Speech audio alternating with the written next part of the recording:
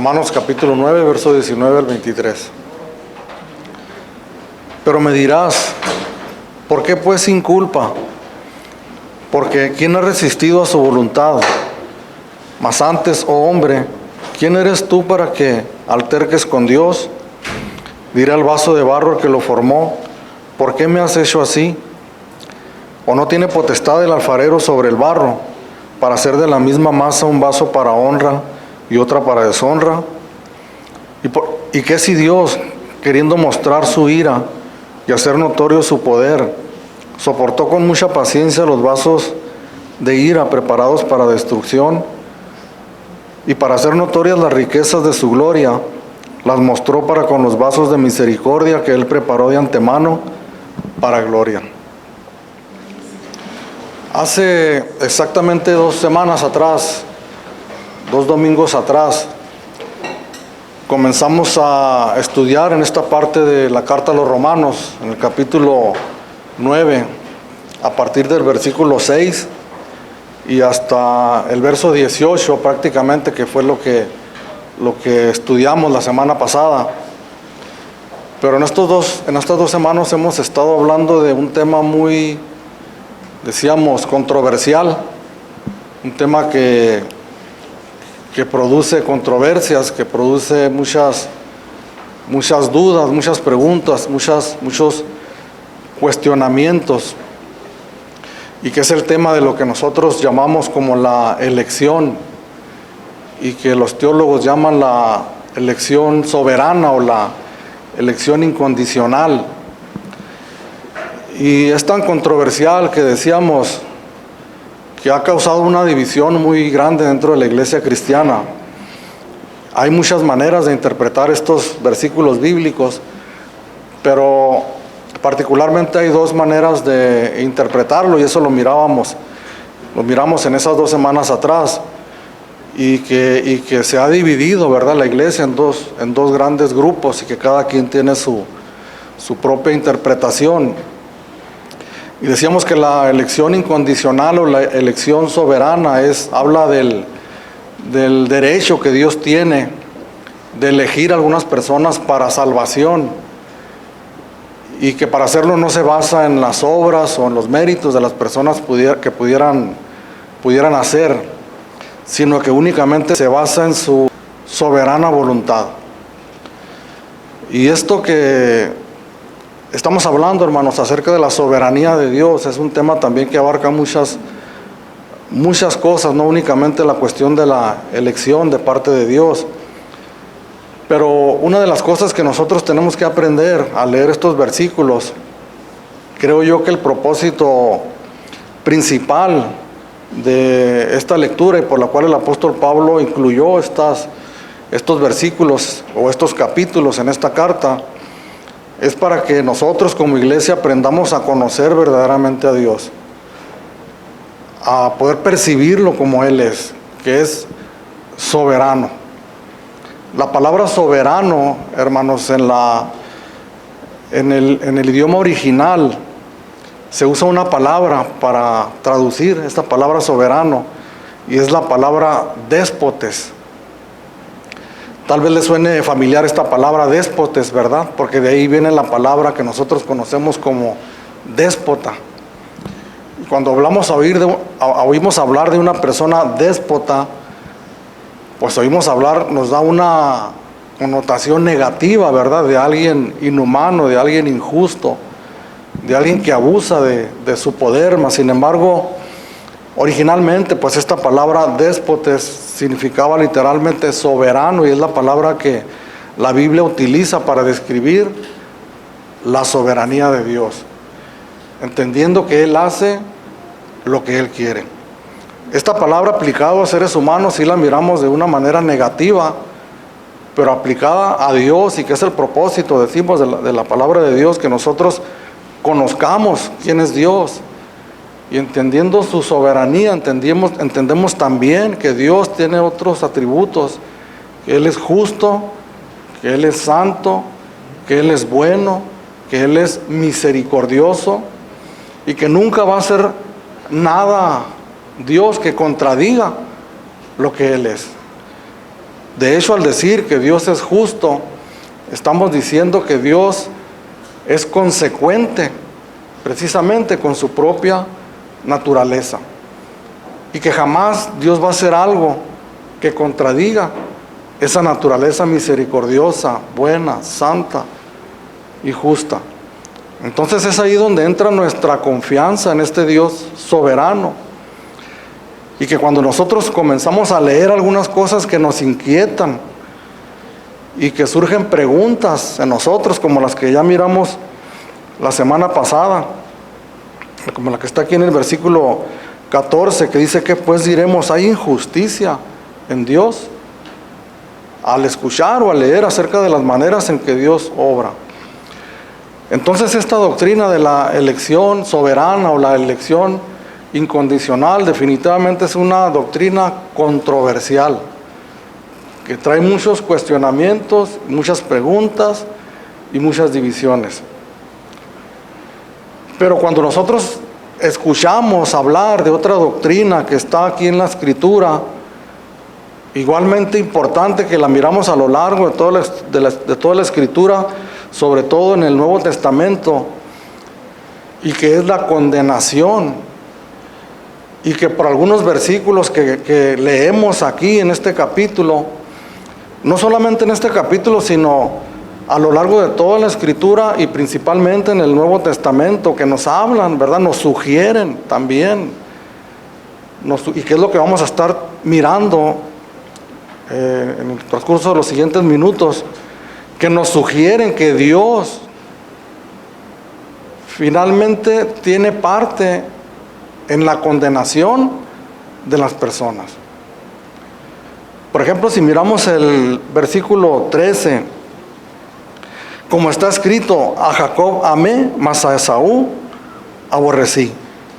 En el verso 18, de manera que de quien quiere tiene misericordia, y al que quiere endurece. El verso 22 y 23, que son los que leímos hace unos momentos: y que si Dios, queriendo mostrar su ira y hacer notorio su poder, soportó con mucha paciencia los vasos de ira preparados para destrucción, y para hacer notorias las riquezas de su gloria, las mostró para con los vasos de misericordia que Él preparó de antemano para gloria. Me llama mucho la atención las primeras palabras que utiliza el verso 22. ¿Y qué si Dios? Es como si dijéramos, bueno, perdóname la expresión, pero ¿qué nos interesa a nosotros si Dios decidió hacerlo de esa manera? Entonces, si la doctrina de la elección para salvación causa controversias, ¿cuánto más la doctrina para la condenación? No importa, hermanos, no importa la conclusión a la que nosotros lleguemos o la explicación que nosotros podamos encontrar en la palabra de Dios acerca de la condenación. Cualquier conclusión a la que nosotros lleguemos va a ser difícil para recibir, porque estamos hablando del destino final de las almas. Estamos hablando de el peor destino que puede recibir cualquier persona. No estamos hablando de una tragedia humana, de algo difícil, de una tragedia que suceda en este mundo a cualquier persona. Estamos hablando de la condenación eterna de las almas. Entonces, de antemano, hermanos, y como leemos aquí estos versículos, son textos difíciles de entender, de comprender para nosotros, ¿sí? En esta mañana lo que nosotros tenemos que hacer es abrir nuestro corazón, ¿verdad? Y que yo les comento que al estar estudiando estos textos, yo percibo, ¿verdad?, la verdad de Dios, mas sin embargo, no digo que he llegado a un entendimiento completo, pleno y total de lo que Dios dice aquí en su palabra, pero sí miro, sí percibo que Dios nos revela su palabra para que nosotros podamos percibir su verdad. Entonces es difícil de recibir esta verdad de la palabra de Dios. Tanto así que en el verso 19 el apóstol Pablo una vez más se anticipa a las dudas o los cuestionamientos de aquellos que no pueden recibir esta palabra y dice, pero me dirás, ¿por qué pues inculpa?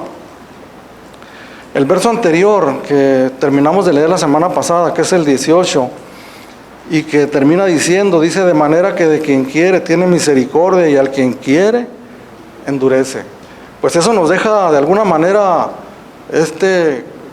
con cierta confusión, ¿verdad? Y surgen preguntas o cuestionamientos.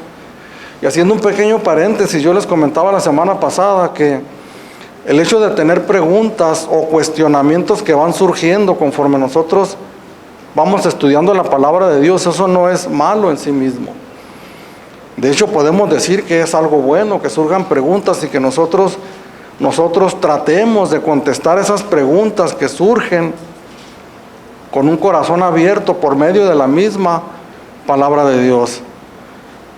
Pero cuando el asunto se torna negativo es cuando nosotros cuestionamos a Dios, cuestionamos la integridad de Dios y prácticamente le decimos, no estoy de acuerdo en la manera en que Dios está obrando. No me parece la manera en la que Dios hace las cosas. Y esta pregunta va por ese sentido, cuando el apóstol Pablo se anticipa y dice, pero me dirás, ¿por qué? Pues inculpa. ¿Por qué Dios entonces hace a los hombres responsables de su destino final, si finalmente aquí podemos nosotros percibir que es Dios la causa final de que eso suceda? Y los hombres finalmente no podemos hacer nada para impedir que eso suceda. Esas preguntas pueden surgir en nuestros corazones y estoy seguro que al estar leyendo estos versículos, esas preguntas están en nuestra mente y en nuestro corazón.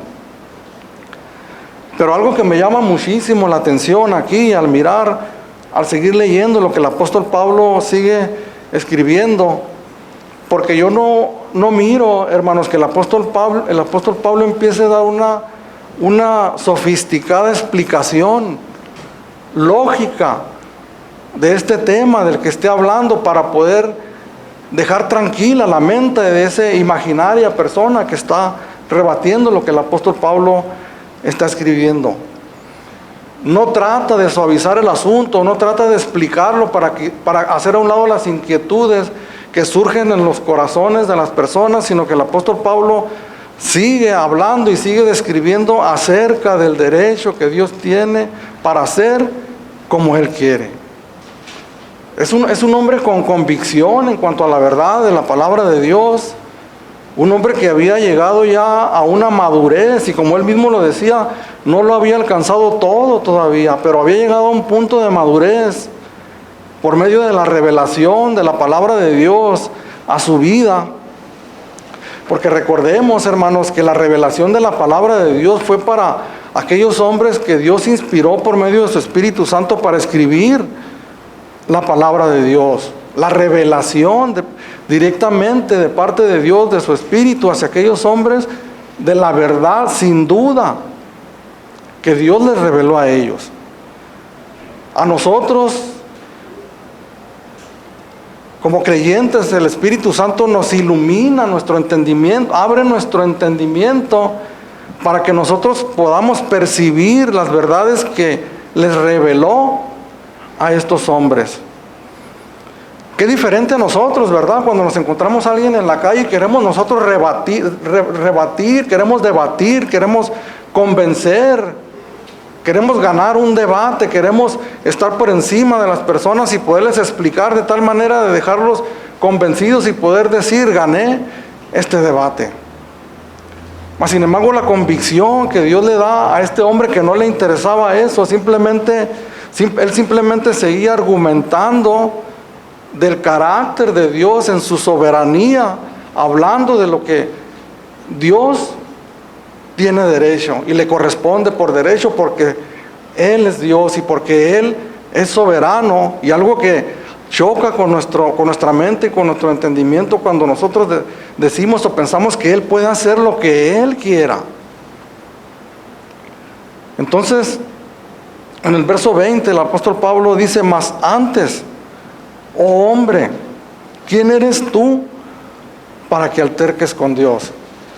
Entonces, una de las cosas que el apóstol Pablo hace aquí primeramente es poner al hombre en su justa dimensión de su condición delante de Dios. Eso es lo que nosotros necesitamos, hermanos, como seres humanos, que Dios por medio de su palabra nos ponga a nosotros en nuestra justa dimensión. La verdad es de que nosotros como seres humanos nos hemos atribuido derechos que en realidad no tenemos. Cada época trae sus modas y sus palabras, ¿verdad?, que las identifican.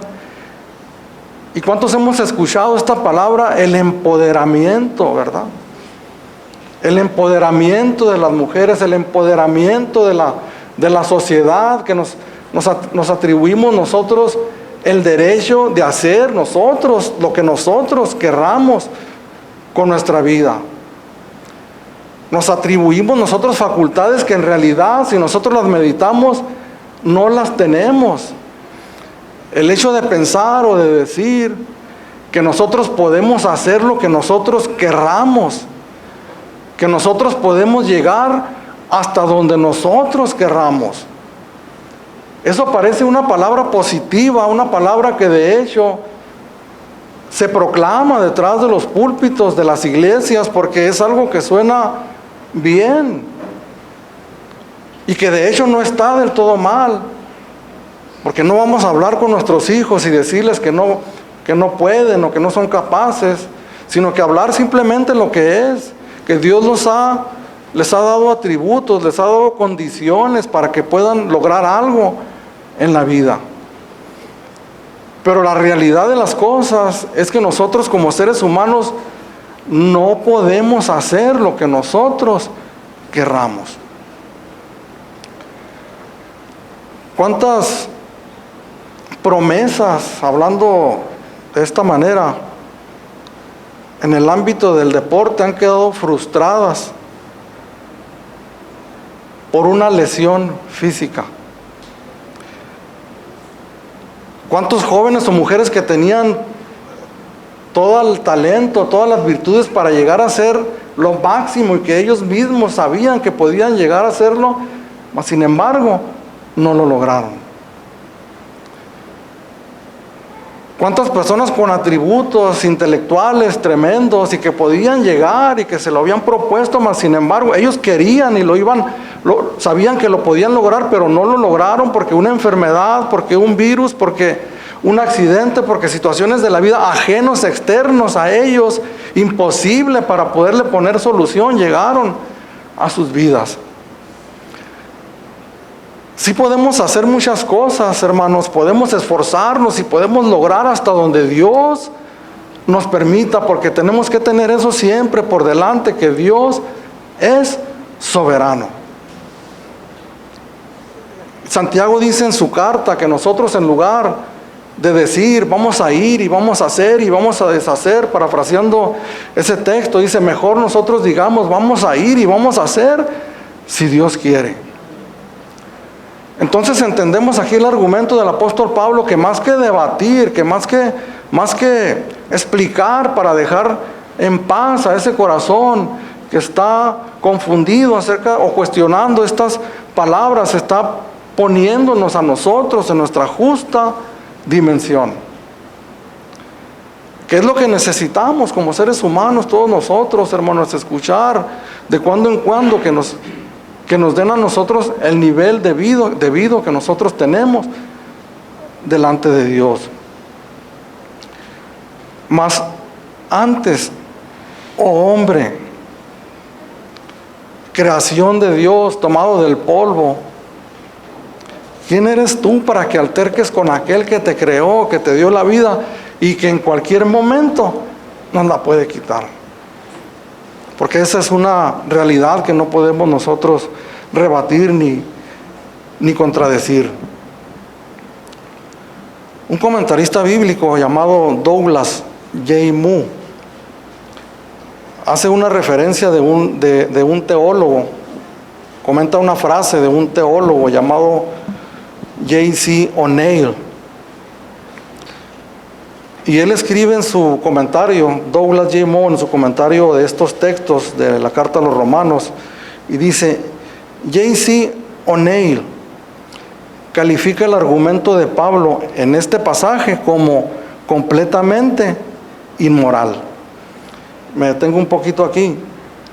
Este comentarista, Moe, está refiriendo las palabras de un teólogo también, comentarista, y que comenta acerca de estos pasajes de la Escritura. Y esto nos hace ver a nosotros, hermanos, que cuál es nuestra primera fuente, y es lo que estamos aprendiendo nosotros en el estudio que estamos llevando a cabo para cualquier tema, para cualquier duda, para cualquier situación. ¿Cuál es nuestra primera fuente? A veces, por la premura de preparar un sermón, en vez de agarrar la Biblia, vamos directamente con los comentarios bíblicos que están a la mano. Antes de aclarar un tema, una duda que ustedes tengan, van al diccionario, van al comentario bíblico, pero comentarios bíblicos hay de muchas índoles. Nuestra primera fuente para nosotros como creyentes es la verdad de la palabra de Dios. Entonces dice este escritor, J.C. O'Neill, califica el argumento de Pablo en este pasaje como completamente inmoral. Y continúan las palabras del comentarista Moe, y dice: en estas palabras escuchamos la reacción de una humanidad arrogante que protesta contra cualquier invasión a sus derechos, sea de Dios o de cualquier otro ser. Entonces, por eso les comentaba, son buenas las preguntas que surgen y que nosotros queremos saber y preguntamos, ¿verdad? Preguntas difíciles que están en la Escritura porque queremos saber, porque queremos conocer más a Dios, queremos conocer más la verdad de la palabra de Dios. Pero otra cosa son los cuestionamientos. ¿Pero por qué? ¿Por qué Dios no condena aquello? ¿Por qué Dios no permite esto otro? Y en este tiempo que estamos viviendo, hermanos, es real, se hace más real esto que estamos mirando nosotros en la Escritura, la soberbia y la arrogancia de los seres humanos que niegan el derecho que Dios tiene a ponernos límites a través de su palabra.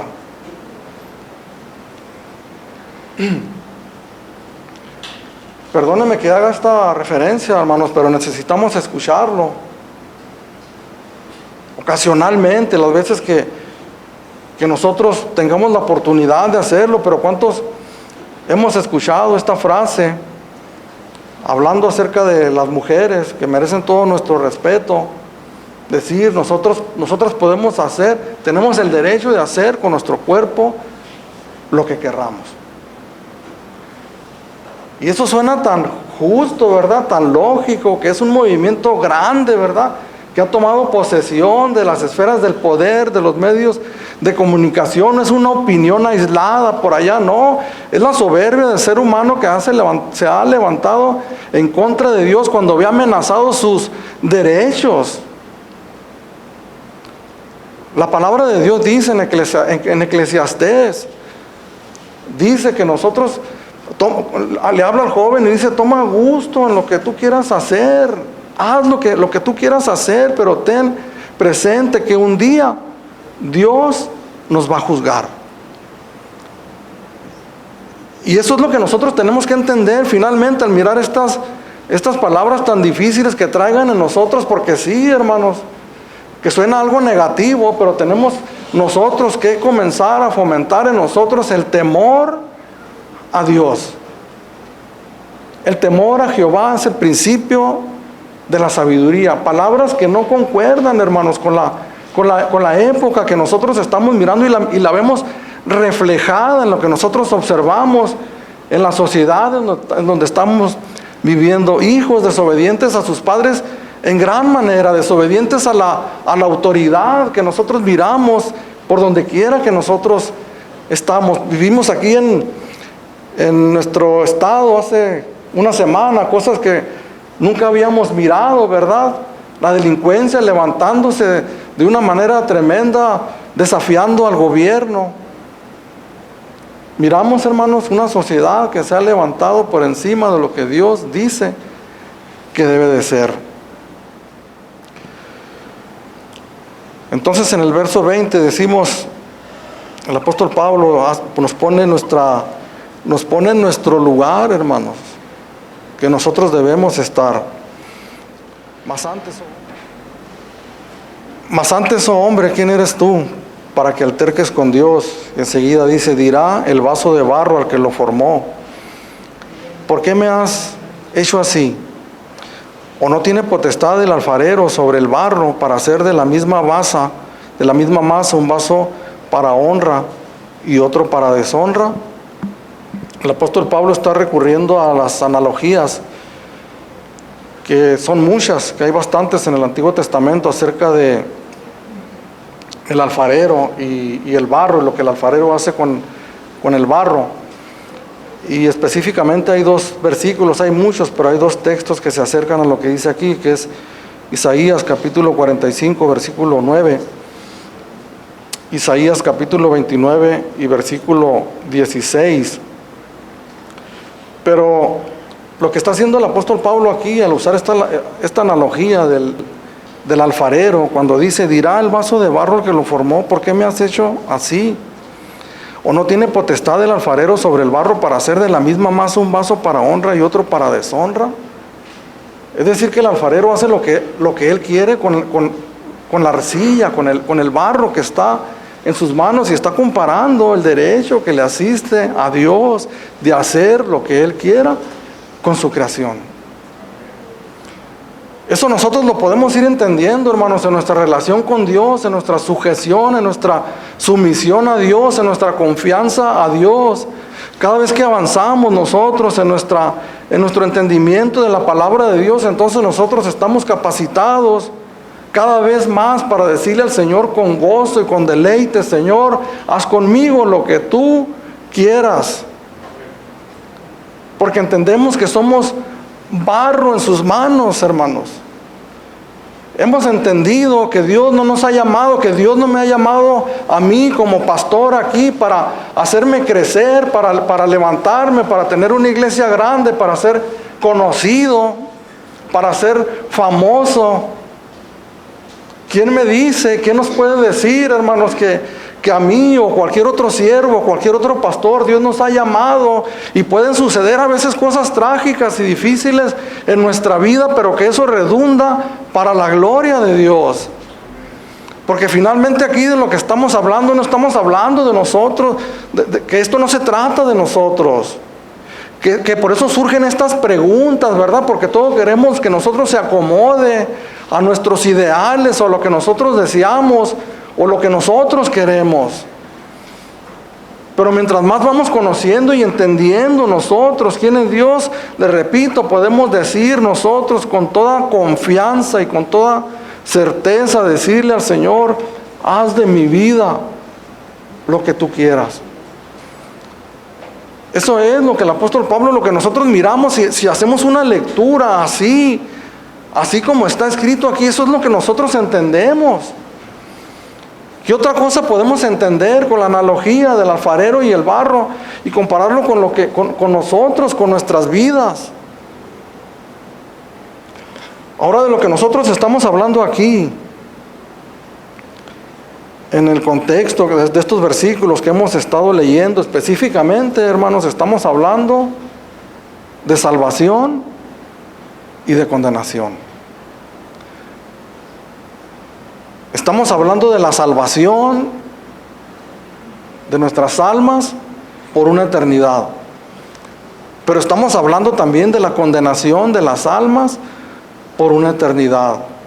Y estamos entendiendo nosotros poco a poco que en esos grandes eventos de la humanidad, los más importantes que hay, yo no veo otra cosa más importante que pudiera haber como en el mundo, como iglesia cristiana, como doctrina, como enseñanza, como nosotros lo querramos ver. No hay otra cosa más importante que hablar del gran tema de la salvación y de la condenación. Pero específicamente, hermanos, en estos versículos que estamos considerando en esta mañana y los tres anteriores que miramos la semana pasada, que ya nos llevaban hacia este punto, estamos hablando específicamente de la condenación. Y la semana pasada les comentaba, estos textos están aquí escritos. En esta carta están, en mi Biblia, están en la página 1347. De manera que no la podemos nosotros ignorar o decir, estas cosas son muy difíciles de digerir, algunos no las van a entender, entonces vamos a nosotros a pasar por alto eso. Entonces estaríamos nosotros ignorando las grandes verdades de Dios, importantes, importantísimas para todos nosotros. Esta enseñanza de la condenación eterna, algunos teólogos la han llamado la doctrina de la doctrina de la reprobación. La semana pasada les comentaba que hay algunos que mencionan esto como la doctrina de la doble predestinación o de la doble elección, que no es un término muy correcto según lo que opinan la mayoría de los teólogos, porque ponen en igualdad de circunstancias las maneras en que Dios elige para salvación, como la manera en que Dios permite la condenación de las personas, cuando son dos cosas diferentes que vamos a mirar al término de este estudio. Pero algunos lo llaman como la doctrina de la reprobación. Y un teólogo llamado Wayne Grudem, en un libro que escribió él, en una teología sistemática, él da esta definición de la doctrina de la reprobación. Es la decisión soberana de Dios desde antes de la creación de pasar por alto a algunas personas, decidiendo con tristeza no salvarlos y castigarlos por sus pecados, y de esa manera manifestar su justicia. Se lo repito una vez más. La reprobación, la doctrina de la reprobación, es la decisión soberana de Dios desde antes de la creación de pasar por alto. Esta frase nos da mucha luz, hermanos. No estamos hablando de textos bíblicos, estamos hablando de una definición de algunos teólogos, pero que tienen mucho sentido. Y esta cuestión de pasar por alto nos habla en el sentido de la condenación, de que Dios elige a algunas personas desde antes de la fundación del mundo para salvación. Mirábamos semanas atrás, sin importar lo que estas personas habían hecho o harían en el futuro, sino simplemente porque Él las quiso salvar. Pero las demás personas entonces están en sus delitos y en sus pecados. Y Dios, como es soberano y es poderoso, Dios puede salvar a que Él quiera. Pero ¿por qué decide no salvar a algunos? Porque ahorita vamos a mirar unos textos que miramos la semana pasada, donde habla de Faraón y pone de ejemplo al Faraón, donde dice que endureció su corazón, que entonces nosotros podemos entender que es Dios el que produce la maldad en los seres humanos, el que como si pusiera un chip, ¿verdad?, los hace que sean duros y que sean necios para que no se conviertan, y que es lo que motivó la pregunta que el apóstol Pablo hace en el versículo 19, pero me dirás, ¿por qué pues Dios inculpa? ¿Por qué Dios hace responsable a los hombres si, según entienden algunos, es Dios el que produce eso? Pero si nosotros leemos el texto que está aquí en Romanos, en el capítulo 17, en el capítulo 9, verso 17, donde dice, porque la Escritura dice a Faraón, para esto mismo te he levantado, para mostrar en ti mi poder y para que mi nombre sea anunciado por toda la tierra. Este texto lo podemos mirar en Éxodo capítulo 9, versículo 16. Todos conocemos la historia que Dios envió a Moisés, ¿verdad?, con Faraón, para que dejara ir al pueblo de Israel de la esclavitud en la que estaban, y pudieran ser un pueblo libre, le pudieran servir en el desierto. Pero conocemos la historia, cómo Faraón dice que endureció su corazón cada vez que Moisés iba y le decía que iba a mandar una plaga. Entonces Faraón endurecía su corazón y no dejaba ir al pueblo de Israel. Pero el punto es que del capítulo 4 al capítulo 14 de Éxodo, 20 veces se menciona que el corazón del faraón fue endurecido. En algunas ocasiones menciona que es Dios el que produce ese endurecimiento en el corazón del faraón, pero en otras ocasiones menciona que es Faraón mismo el que endurece su corazón para no dejar ir al pueblo de Israel.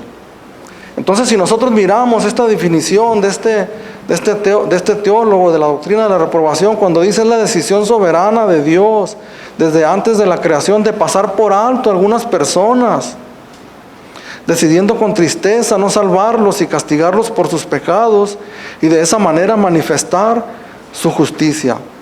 Entonces nosotros entendemos que Dios tenía el poder para salvar a Faraón, que Dios tenía el poder para tocar su corazón en un momento dado y quitar la dureza de su corazón, ¿verdad? Porque hay una promesa también en Ezequiel donde dice: quitaré el corazón de piedra y pondré en vosotros un corazón de carne.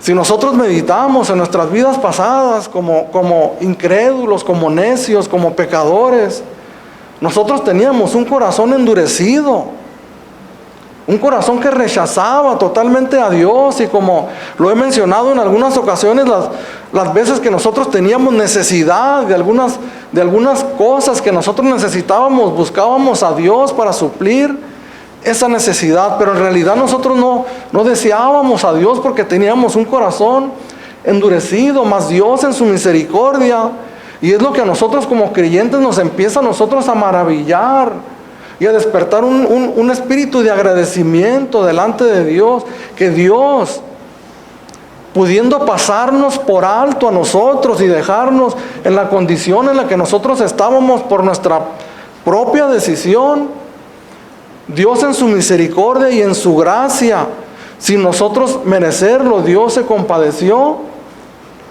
y nos salvó. Pero no lo hizo así con Faraón. Dios decidió dejarlo en la condición que él estaba.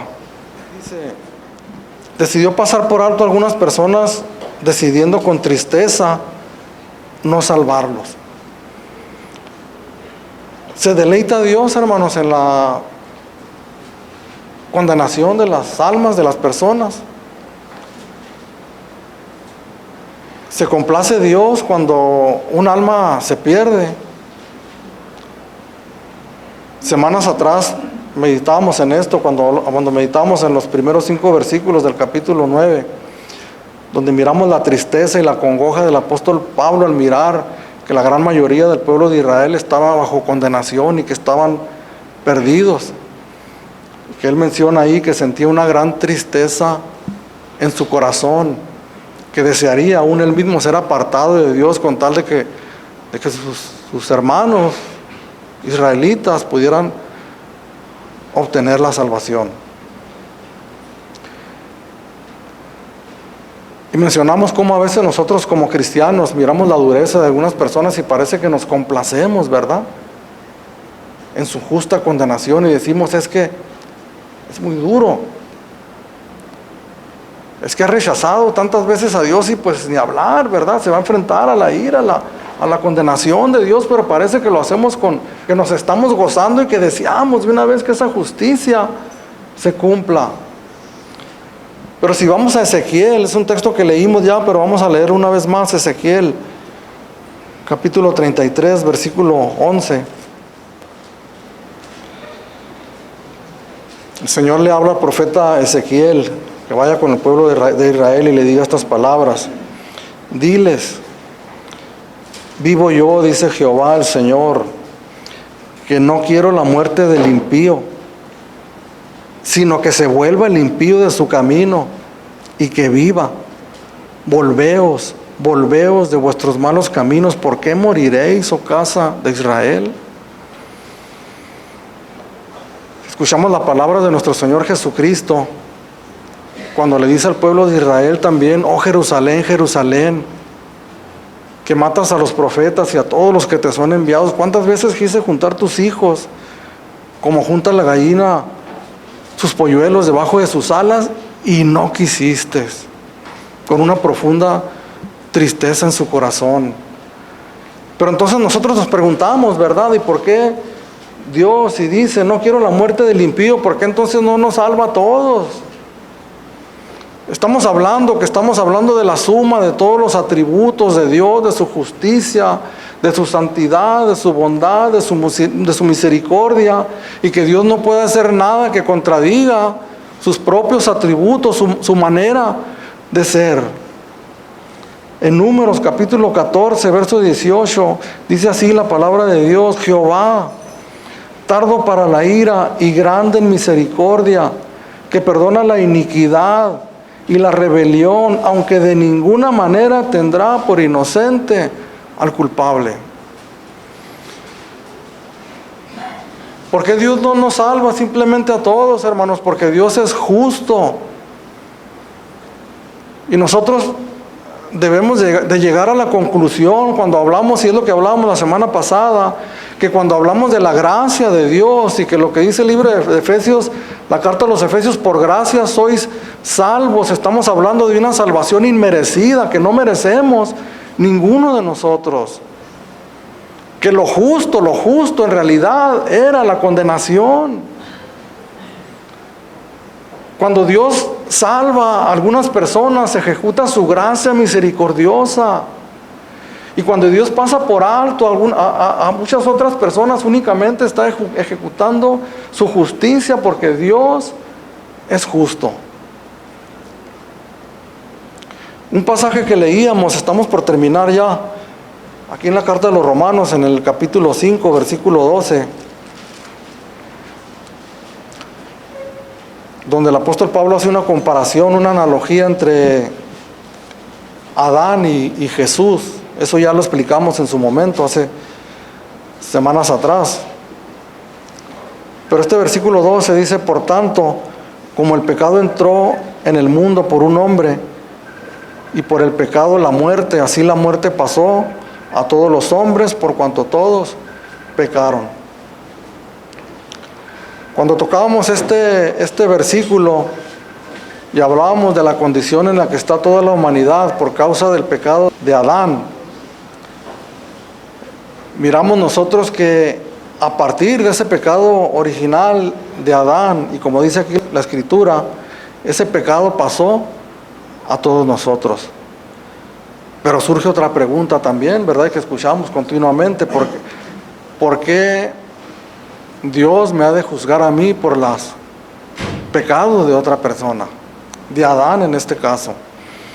Sin embargo, lo que nosotros miramos en esa ocasión es de que cuando Adán pecó como representante de toda la humanidad, algo sucedió en su corazón. Adán y Eva tenían la facultad de la libre decisión. Ellos servían a Dios porque ellos querían hacerlo así, pero tenían la decisión también de en un momento dado desobedecer a Dios. En Génesis, rapidito se los leo, capítulo 2, versículo 17, Dios le dice, Adán le dice: de todo árbol del huerto podrás comer, mas del árbol de la ciencia del bien y del mal no comerás, porque el día que de él comieres, de cierto morirás. Entonces Adán y Eva sabían que el día que comieran de ese fruto que Dios les había dicho que no deberían de comer, ese día de cierto morirán. Sabemos la historia: llegó la serpiente, Satanás en posesión de la serpiente engañó a Eva. Eva voluntariamente tomó la decisión de desobedecer a Dios. Después Adán tomó la decisión también de desobedecer a Dios, y en ese momento algo pasó en el corazón de todos los seres humanos, que somos propensos al pecado, que los designios de nuestros pensamientos son de continuo siempre el mal. Y siempre les pongo un ejemplo muy, muy sencillo.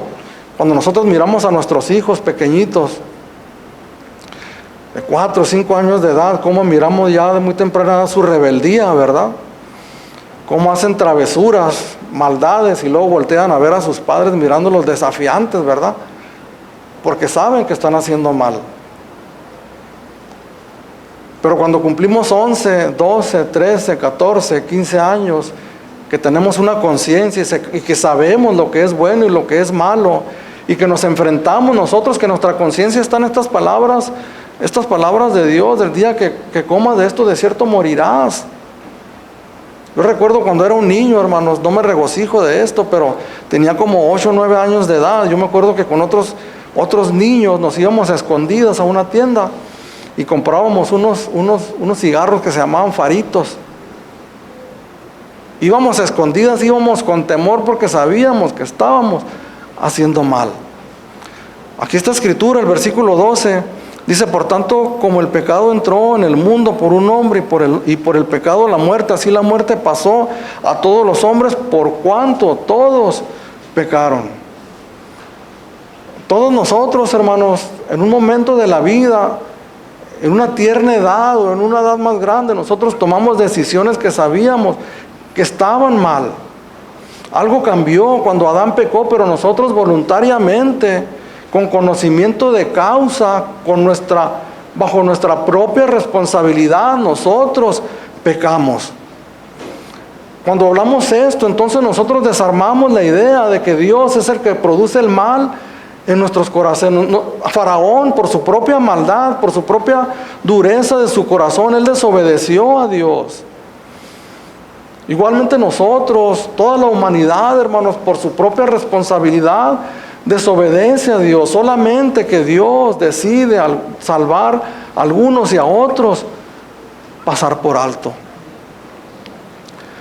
Esta doctrina de la condenación, les mencionaba yo en un principio, cualquier conclusión a la que nosotros lleguemos, nosotros como seres humanos no vamos a estar satisfechos. La única solución para algunos sería arrancar estas páginas de la Escritura, estas palabras que Dios ha dejado escritas aquí, que algunos han hecho, ¿verdad? Al hablar de la salvación universal, de que todos nosotros, sin importar lo que nosotros hagamos, podemos ser salvos, pero lo que estamos mirando aquí es que no es así.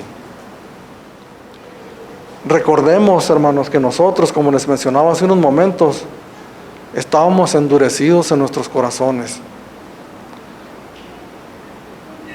Y que más de alguna persona al mirar nuestra condición no daba, como dicen algunos, ninguna moneda por nosotros.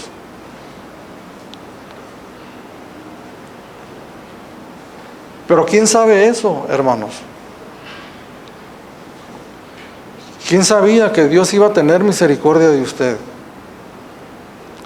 Esta palabra no es, hermanos, para que nosotros tomemos una postura rígida y dura y decir, es que ya Dios tiene destinados a algunos para condenación. Dios nos llama a clamar con todo nuestro corazón por las almas perdidas y nos llama a nosotros a predicar el evangelio de salvación a todas las almas, porque nosotros no sabemos quién va a responder positivamente al evangelio y quién no, sino solamente Dios. Yo termino con este pasaje en Efesios capítulo 2.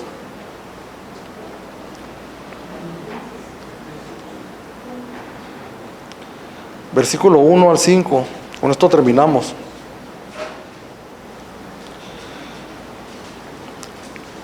Y Él os dio vida a vosotros cuando estabais muertos en vuestros delitos y pecados, en los cuales anduvisteis en otro tiempo siguiendo la corriente de este mundo, conforme al príncipe de la potestad del aire, el espíritu que ahora opera en los hijos de desobediencia.